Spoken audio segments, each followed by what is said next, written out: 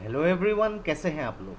तो आज हम डिस्कस करेंगे कुछ एस्ट्रोनॉमर्स ने एक जो आइंस्टाइन क्रॉस जो है इसको डिस्कवर किया है, जो कहा गया है कि यूनिवर्स की one of the brightest and stunning image है। तो क्या है ये आइंस्टाइन क्रॉस, किस तरीके से यहाँ पे चार गैलेक्सीज को यहाँ पे डिस्कवर करके उसके थ्रू अलग अलग स्टडी करके अलग अलग थ्योरीज को यहाँ पे फॉर्मुलेट किया जा सकता है, उसके बारे में डिस्कस करेंगे। तो देखिए, from science and tech point of view के हिसाब से जो आपके GS3 के लिए इम्पोर्टेंट है और प्रीलिम्स के लिए भी बहुत ही इंपॉर्टेंट वीडियो होने वाली है। तो इस वीडियो को एंड तक बिल्कुल देखते रहेगा। और इससे पहले अगर आप लोगों ने हमारे चैनल को अब तक सब्सक्राइब नहीं किया है तो इसको प्लीज़ सब्सक्राइब कर लीजिए, ताकि आने वाले ऐसे ही वीडियोज़ के नोटिफिकेशन इसी तरह आपको मिलते रहे। तो चलिए आज का वीडियो शुरू करते हैं। तो रिसेंटली कुछ एस्ट्रोनॉमर्स ने आइंस्टाइन क्रॉस जो है इसको डिस्कवर किया गया है, और यहाँ पे जो है ये कहा गया है कि ये यूनिवर्स का one of the brightest and stunning images है।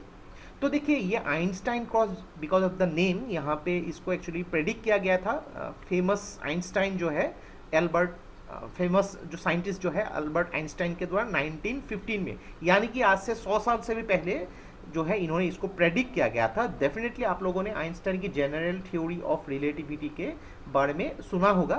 तो ये बहुत ही एक यूनिक कॉन्सेप्ट है जहाँ पे स्पेस टाइम को स्टडी करके बहुत सारे थ्योरीज उन्होंने दिए थे कि एक्चुअली स्पेस में हम लोग, बिकॉज यहाँ पे अभी जो है इस दुनिया में हम लोग स्पेस में ट्रेवल करते हैं। यानी कि देखिए कि आप लोग अगर इंडिया से USA गए या फिर हम लोग अगर फ्लाइट से गए तो स्पेस पे हम लोग ट्रेवल कर रहे हैं, लेकिन टाइम जो है, टाइम भी एक डायमेंशन है।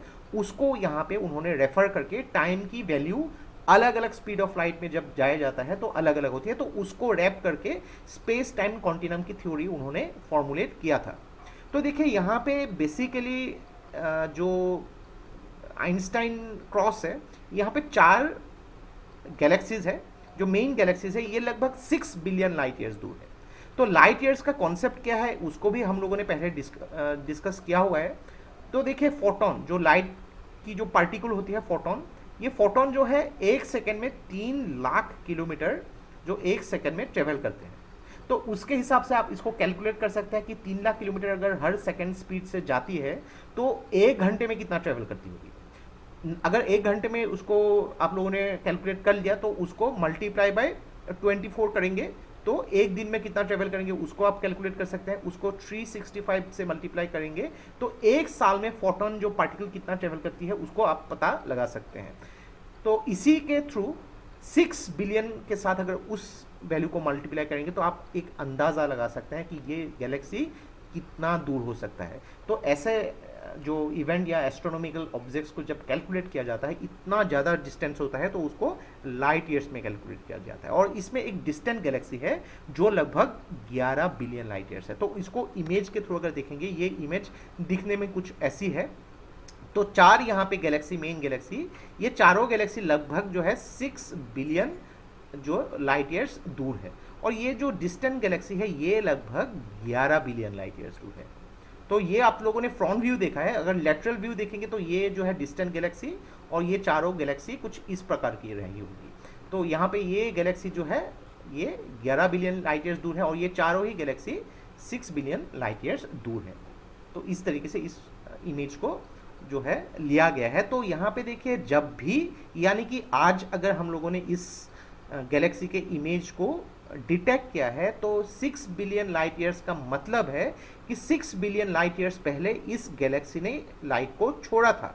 तो ज़रूरी नहीं है कि ये गैलेक्सी अभी मौजूद हो भी सकती है, नहीं भी हो सकती है, लेकिन ये इमेज को 6 बिलियन सालों के बाद जो है डिटेक्ट किया गया है। तो एक चीज़ देखिए, यहाँ पे अगर आइंस्टाइन क्रॉस, इसको एक नाम दिया गया है जिसका नाम है Q2237+0305। ये एक जनरली ऐसे एस्ट्रोनॉमिकल ऑब्जेक्ट्स को एक नाम दिया जाता है। तो आइंस्टाइन क्रॉस जो है इसको डिस्कवर किया गया था 1985 में एक टीम ऑफ एस्ट्रोनॉमर्स जिसको लीड किया गया था डेनिस वाल्श ने।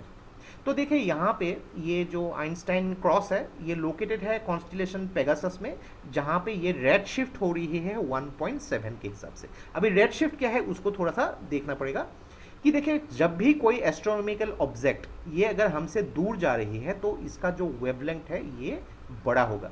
तो इसको हम लोग रेड शिफ्ट के हिसाब से यहाँ पे हम लोग रिकॉग्नाइज करते हैं, यानी कि ये एस्ट्रोनॉमिकल ऑब्जेक्ट दूर जा रही है। अगर कोई एस्ट्रोनॉमिकल ऑब्जेक्ट हम लोगों के पास आ रही है तो उसको ब्लू शिफ्ट कहा जाता है। यहाँ पे आप देख सकते हैं वेवलेंथ कंपेरेटिवली कम है, तो यानी कि ये पास आ रही है, तो इसके हिसाब से यहाँ पे जेट रेड शिफ्ट हो रही है। इसका मीनिंग ये है कि ये दूर जा रही है, यानी कि यूनिवर्स जो है लगातार एक्सपांड हो रही है, उस थ्योरी को यहाँ पे दर्शाती है। और ये यहाँ पे एक बहुत ही डिस्टेंट क्वार्सर में ये देखने को मिल रहा है। तो आइंस्टाइन क्रॉस जो है ये क्रॉस लाइक पैटर्न, यानी कि चारों गैलेक्सी जो है ये क्रॉस लाइक पैटर्न जैसा आपको दिखती है। तो उसी के हिसाब से यहाँ पे ये 4 ब्राइट इमेजेस जो क्वार्सर के साथ इसको जो है डिटेक्ट किया गया है। तो थोड़ा सा देखिए ये जो डिस्कवरी की गई है इसकी मेन सिग्निफिकेंस क्या है। तो देखिए जब भी ऐसे डिस्कवरी होती है तो यहाँ पे मेन चीज़ देखिए कि यहाँ पे ये जो लाइट है उसको एक स्पेक्ट्रम एनालिसिस में, यानी कि स्पेक्ट्रम में उसको एनालिसिस किया जाता है। तो इसके हिसाब से उस लाइट के थ्रू कौन सी एलिमेंट हो सकती है उसको डिटेक्ट किया जा सकता है। अलग अलग गैलेक्सीज के यहाँ पे स्टडी किया जा सकता है, उस गैलेक्सीज के क्या क्या एलिमेंट है, कैसे उसकी फॉर्मेशन हुई थी उसको स्टडी किया जा सकता है। और दूसरी बात है कि आइंस्टाइन ने यहाँ पे जो लाइट की बेंडिंग, यानी कि जो ब्लैक होल के बारे में आप लोगों ने सुना होगा, ब्लैक होल एक ऐसा कॉन्सेप्ट है जो इतना डेंस होती है कि यहाँ पे लाइट भी अगर एक बार घुस गई तो इससे एस्केप नहीं कर पाती है, यानी कि इसकी एस्केप वेलोसिटी लाइट की स्पीड से भी ज़्यादा है। इसीलिए लाइट जो है यहाँ पे अगर एब्जॉर्ब हो जाती है तो एमिट नहीं होती है, तो ये ब्लैक दिखती है, तो इसी के लिए उसको ब्लैक होल कहा जाता है। तो आइंस्टाइन ने ही जो ब्लैक होल का कॉन्सेप्ट जो है एक्चुअली मेंशन किया था उसके बारे में। और यह कि यहाँ पे एक ऐसा थ्योरी है जिसके हिसाब से लाइट जो है पॉसिबिलिटी है कि लाइट भी बेंडिंग हो रही है और उसके थ्रू अलग अलग गैलेक्सीज की मासेस या फिर ब्लैक होल्स को भी कॉस्मिक स्केल में, यानी कि बहुत ही बड़ी एक स्केल में उसको कैलकुलेट किया जा सकता है, उसको स्टडी किया जा सकता है। अभी देखिए ये स्टडी जब किया जाएगा एक बहुत ही डिस्टेंट लाइट को, तो अलग अलग रिंग्स के थ्रू यहाँ पे बहुत ही चीज़ें सामने आएगी, बहुत ही थ्योरीज सामने आएगी।